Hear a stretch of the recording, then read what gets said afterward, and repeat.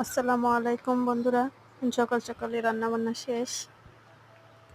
চলুন দেখি আজকে কি রান্না করলাম। এখানে গাজর, টমেটো, সিম, আলু দিয়ে মাছ দিয়ে রান্না করেছি, মাছ ভাজি করেছি। তারপরে দিকটায় রাইস কুকারে ভাত রান্না করেছি।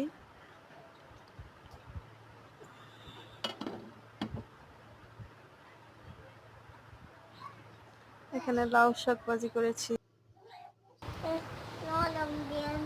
সারামণি, তুমি সারামণি মাছ রাখতে মাছ দিয়ে ভাত খেতে পারো?